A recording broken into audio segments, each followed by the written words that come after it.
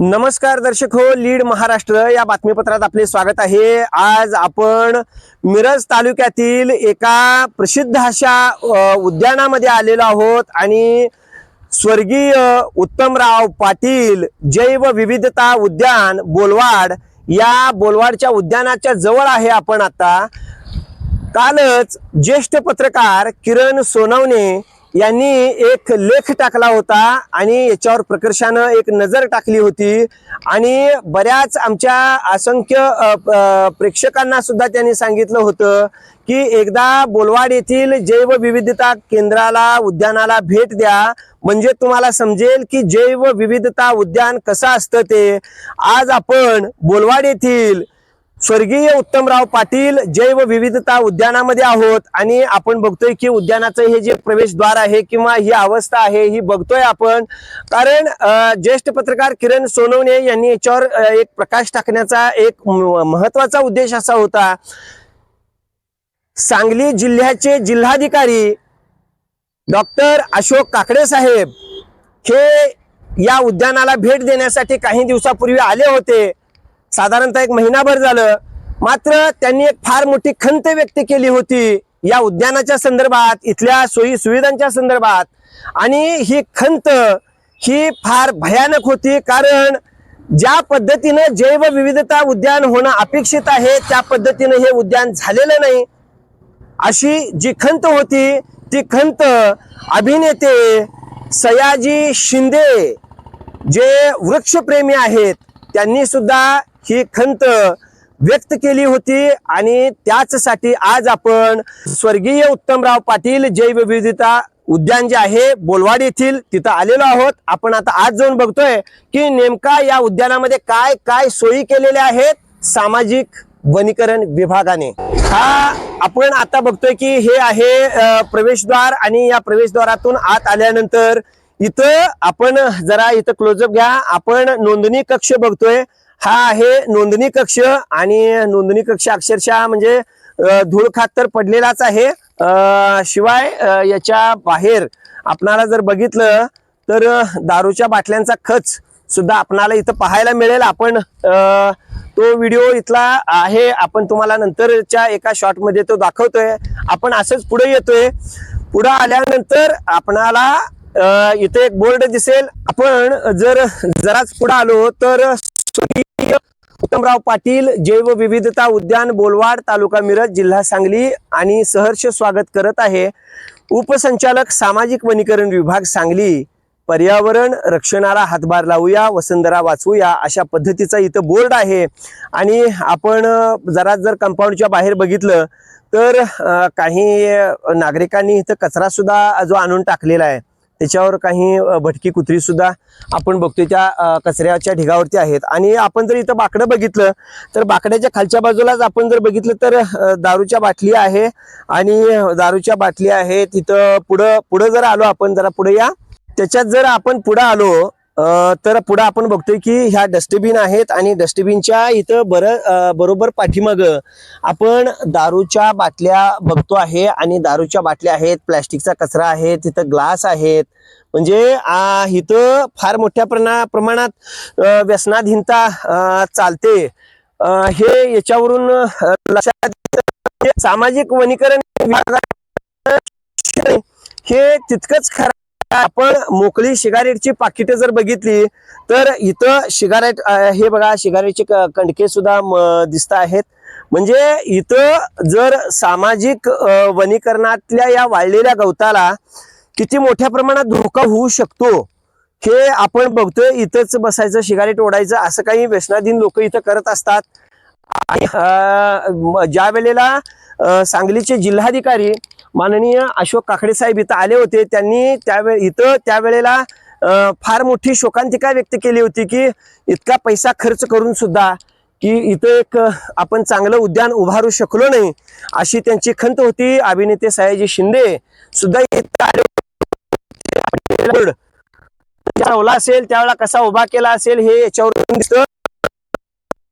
लाखो रुपयाचा चुराडा इथं सामाजिक वनीकरण विभागाने आहे।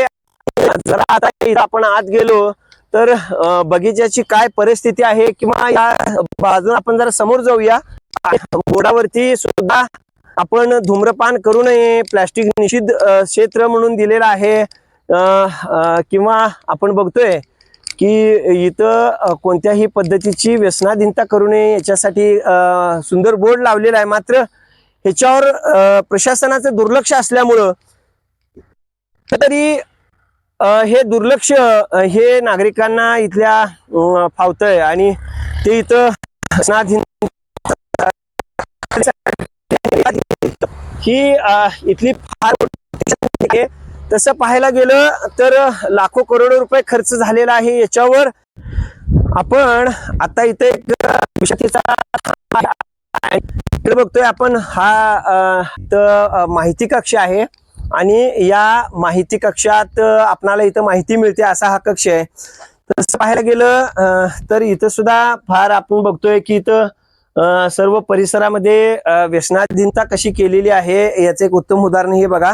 कारण कसं आहे, ज्या वेळेला महाराष्ट्र शासनाच्या ज्या म्हणजे उद्यानासंदर्भातल्या ज्या सूचना होत्या, जसं की या उद्यानामध्ये विविध फुले, फळे, वेली, औषधे, वनस्पती लागवड, वनतळे, अंतर्गत रस्त्याची कामे, महाराष्ट्राची मानचिन्हे, बघा काय म्हणतायत, महाराष्ट्राची मानचिन्हे सुद्धा याच्यात असणं अपेक्षित होतं.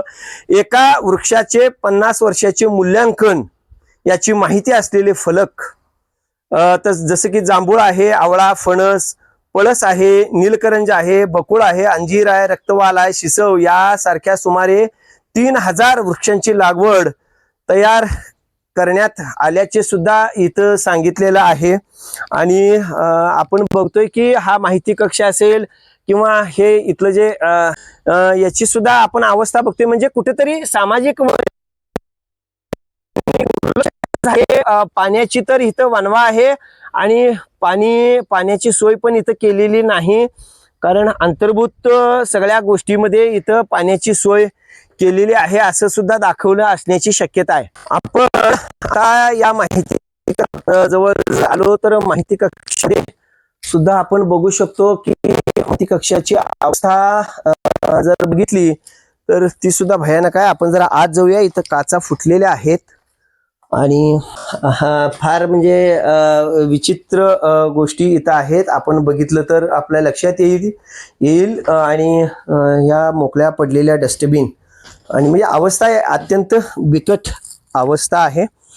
आणि बाहेर इथं पक्ष्यांना पाणी पिण्यासाठी, कॅमेरा जरा झूम करा म्हणजे लगेच कळेल, पक्ष्यांना पाणी पिण्यासाठी, प्राण्यांना पाणी पिण्यासाठी एक तबक आहे आणि त्या तबकामध्ये आपण बघतोय की कचरा साठलेला आहे, पाणी वगैरे काही नाही. म्हणजे अवस्था फार बिकट आहे आणि वनीकरण विभागाचं इथं फार मोठं दुर्लक्ष आहे.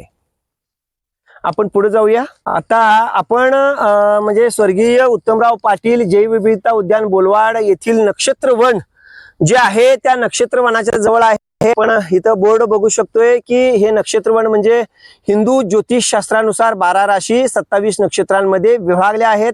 प्रत्येक नक्षत्रासाठी काही वृक्ष फलदायी मानले गेलेले आहेत.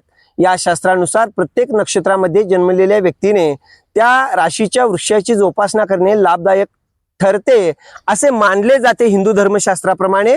आणि त्याच आपण बघतोय की आपण पळस असेल, पिंपळ असेल, वड असेल, वेळू असेल, खैर असेल, जांभूळ असेल, या नक्षत्र वन या इकडं आपण जरा नक्षत्र वन सुद्धा आपल्या प्रेक्षकांना दाखवूया. नक्षत्र वनामध्ये म्हणजे विटांनी बांधलेले हे नक्षत्र वन आहे. या नक्षत्रामध्ये आपण बघतोय की हे वेळू आहेत, हे आणि या नक्षत्र वनाची सुद्धा अवस्था बिकट आहे. थोडी तसं पाहायला गेलं तर अवस्था चांगली होणं अपेक्षित होतं. मात्र कुठंतरी हे दुर्दैव आहे आपलं की इथं ज्या सोयी मिळणं अपेक्षित आहे पर्यटकांना. आपण आता जैवविविधता उद्यानात बोलवाडच्या आपण जर बघितलं तर ही खेळणी आहेत आणि खेळण्याची राहिली आहे. म्हणजे पर्यटकांनी इथे यायचं आणि जीव मुठीत घेऊन यायला पाहिजे अशी अवस्था आहे.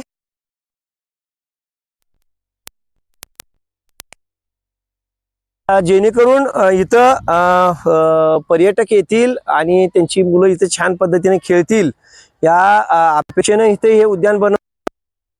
इतका पैसा खर्च करून याचा उपयोग काय झाला हे फार महत्वाचं आहे. कारण जर अशी खेळणी असतील, फार सुंदर एक एरिया असेल, पर्यटन स्थळ असेल, तर त्याचा विकास करण्यामध्ये सामाजिक वनीकरण विभागानं म्हणजे का केला नाही. म्हणजे फक्त खेळणी मांडली म्हणजे विकास झाला, मात्र पर्यटकांचं काय, पर्यटकांचं काय हा एक महत्वाचा मुद्दा आहे. आणि पर्यटक जर इथं येत असतील आणि त्यांना जर सुखसोयी मिळत नसतील तर नेमकं काय करायचं असा प्रश्न इथं आहे. तर या डस्टबिनची अवस्था आहे ती बऱ्याच गोष्टी आहेत. आपण आता शौचालय बघतोय मध्ये आहे. याच्यातील जी अवस्था आहे ती अवस्था आपण बघतोय. हे शौचालय आहे. या शौचालयाचा दरवाजा तर उघडेल का नाही, उघडला दरवाजा उघडल्यानंतर आपण बघतोय की अशी अवस्था आहे.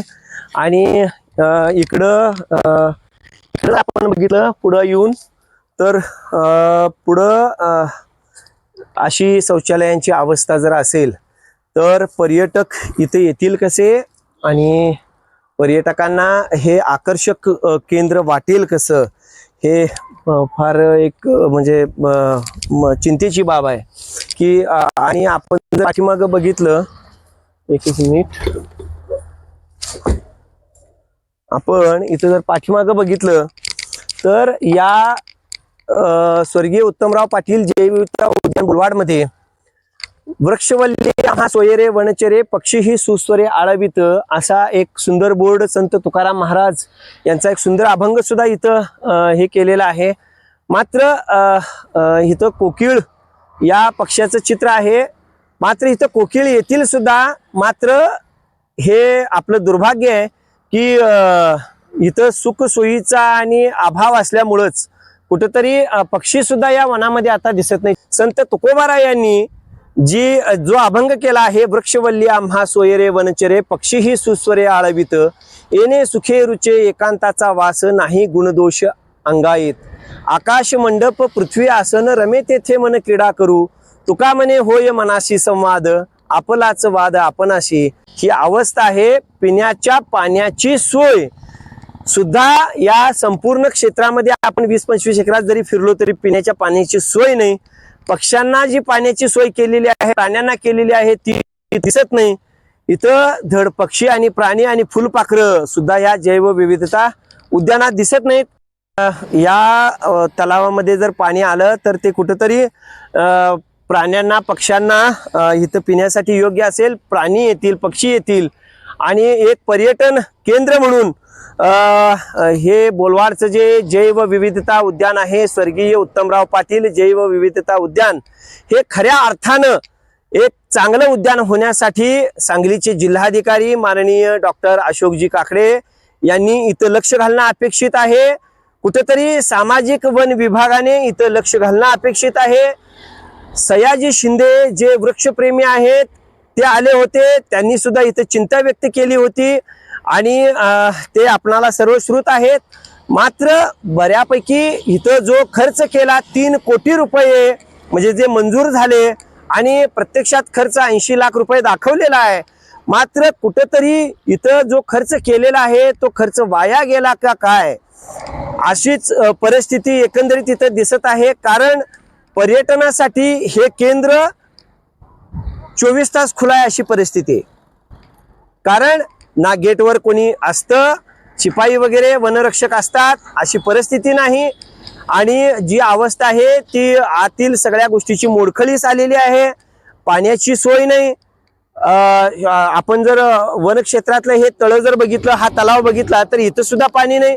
म्हणजे कुठेतरी एकंदरीत केलेला खर्च हा शासनाचा वाया गेला की काय अशी म्हणण्याची वेळ खचितच येथे येणाऱ्या पर्यटकांच्या वर ही वेळ आलेली आहे असं एकंदरीत चित्र आहे.